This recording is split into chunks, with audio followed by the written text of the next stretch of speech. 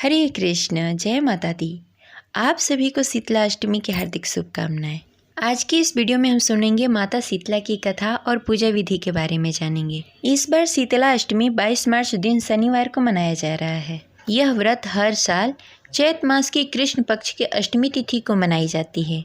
इस दिन माता शीतला की पूजा आराधना की जाती है। इसे अस्थायी भाषा में बसौड़ा के नाम से भी जाना जाता है। इस व्रत को माताएं अपने संतान के स्वास्थ्य के लिए रखती हैं। माता शीतला अपने भक्तों के सारे कष्टों को समाप्त कर देती हैं। कई जगहों पे माता शीतला की पूजा सप्तमी के दिन भी की जाती है। माता शीतला का वाहन गर्धव है। वे अपने हाथों में झाड़ू और कलश धारण करती हैं।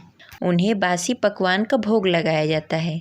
इस दिन पहले रात्रि को खाना बनाया जाता है और अगले दिन बासी खाने का भोग लगाया जाता है। माता शीतला को गलती से भी गर्म चीज़ों का भोग नहीं लगाया जाता है, नहीं दिया जलाए जाते हैं। माता शीतला की पूजा कई जगहों पे मंदिरों में की जाती है, जहाँ माता शीतला के मंदिर हो, या कई जगहों पे नीम के वृक्ष के नीचे माता शीतला की पूजा की जाती है। माता शीतला की पूजा के लिए मिट्टी के घड़े में पानी रखा जाता है। बासी पकवान चढ़ाए जाते हैं। पकवान में आप पूड़ी, खीर, मालपुए, दही बड़े और अन्य सामग्री बनाकर आप माता शीतला को भोग लगा सकते हैं। माता शीतला को हल्दी और मेहंदी चढ़ाई जाती है। माता शीतला को हल्दी का कुमकुम किया जाता है और माता शीतला को जितनी ठंडी वस्तु हो सके वो अर्पित किए जाते हैं। फल, मिठाई, खीरे, ककड़ी का भोग लगाया जाता है। फूल माला अर्पित करके माता शीतला को नीम के पत्ते जरूर चढ़ाए जाते हैं। इसके बाद आरती की जाती है। आरती में दीप प्रज्वलित नहीं किए जाते, सिर्फ दिए में, मिट्टी के दिए में, या आप आटे के दिए बना सकते हैं, उसमें घी और बाती रख दी जाती है। माता शीतला की पूजा संपन्न करने के बाद व्रत कथा पढ़ना या सुनना बेहद ही जरूरी होता है। इसके बिना व्रत अधूरा माना जाता है।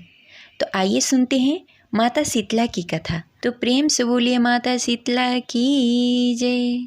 कथा शुरू करने से पहले इस वीडियो को लाइक कर दे और कमेंट बॉक्स में जय माता दी अवश्य लिखें। एक बार शीतला माता ने सोचा कि चलो आज देखूं कि धरती पर मेरी पूजा कौन करता है, कौन मुझे मानता है। यही सोचकर शीतला माता धरती पर राजस्थान के डुंगरी गांव में आई और देखा कि इस गांव में मेरा मंदिर नहीं है और ना ही मेरी कोई पूजा करता है। माता शीतला गांव की गलियों में घूम रही थी।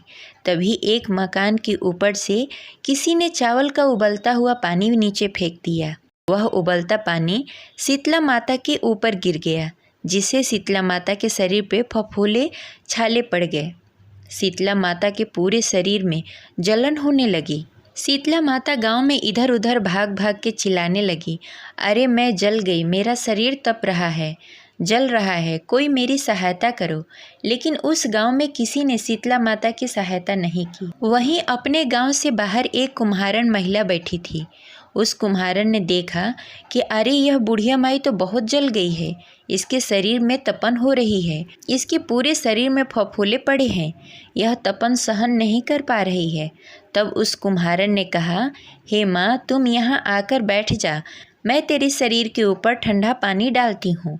कुम्हारन ने उस बुढ़िया माई पर खूब ठंडा पानी डाला और बोली, हे माँ, मेरे घर में रात की बनी हुई रावड़ी रखी है और थोड़ा सा दही भी है, तो दही और रबड़ी खा ले।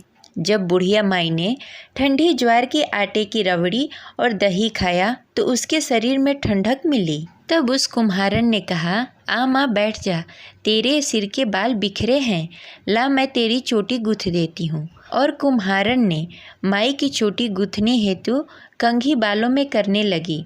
अचानक कुम्हारन की नज़र उस बुढ़िया माई के सिर के पीछे पड़ी तो कुम्हारन ने देखा कि एक आँख बालों के अंदर छुपी हुई है। यह देखकर वह कुम्हारन डर के मारे घबराकर भागने लगी। तभी उस बुढ़िया माई ने कहा, रुक जा बेटी, तू डर मत, मैं कोई भूत प्रेत नहीं हूँ, मैं शीतला देवी हूँ। मैं तो इस धरती पर देखने आई थी कि मुझे कौन मानता है और कौन मेरी पूजा करता है।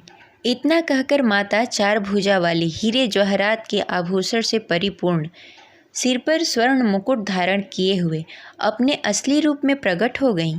माता के दर्शन कर कुम्हारन सोचने लगी कि मैं गरीब अब माता को कहाँ बैठाऊँ। तब माता बोली, हे बेटी, तू किस सोच में पड़ गई है। तब उस कुम्हारन ने हाथ जोड़कर आंखों में आंसू लिए हुए बोलती है, हे माँ, मेरे घर में तो चारों तरफ दरिद्रता बिखरी हुई है।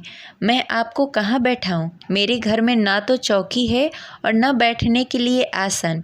तब शीतला माता प्रसन्न होकर उस कुम्हारन के घर पर खड़े हुए गधे पर बैठकर एक हाथ में झाड़ू और दूसरे हाथ में डलिया लेकर उस कुम्हारन के घर की दरिद्रता को झाड़कर डलिया में भरकर फेंक दिया और उस कुम्हारन से कहा, हे बेटी, मैं तेरी सच्ची भक्ति से प्रसन्न हूँ। अब तुझे जो भी चाहिए मुझसे वरदान मांग लो।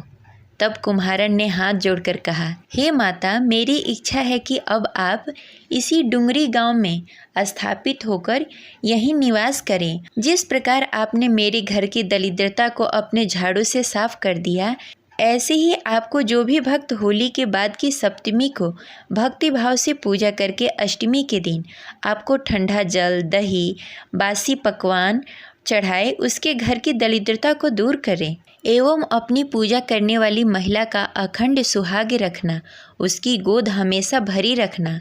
साथ ही जो पुरुष शीतला अष्टमी को नाई के यहाँ बाल ना कटवाए, धोबी को कपड़े धोने को ना दे और पुरुष भी आप पर ठंडा जल चढ़ाए, नारियल फूल चढ़ाए, परिवार सहित ठंडा बासी भोजन करे, उसके काम धंधे व्यापार में कभी दरिद्रता न आए। तब माता बोली, तथास्तु। हे बेटी, जो तुमने वरदान मांगे हैं मैं तुझे सब देती हूँ। हे बेटी, तुझे मैं आशीर्वाद देती हूँ कि मेरी पूजा का मुख्य अधिकार इस धरती पर सिर्फ कुम्हार जाति का ही होगा। तभी उसी दिन से डुंगरी गांव में शीतला माता स्थापित हो गई और उस गांव का नाम हो गया सील की डुंगरी। सील की डुंगरी भारत का एकमात्र मुख्य मंदिर है जहां शीतला सप्तमी के दिन बहुत विशाल मेला लगता है। इस प्रकार शीतला माता की कथा संपन्न हुई। तो प्रेम से बोलिए शीतला माता की जय। ये रही आज की कथा। आशा करते हैं आपको अच्छी लगी होगी। तो इस वीडियो को लाइक करें और ज़्यादा से ज़्यादा लोगों को शेयर करें। मिलते हैं अगले वीडियो में, तब तक के लिए जय माता दी।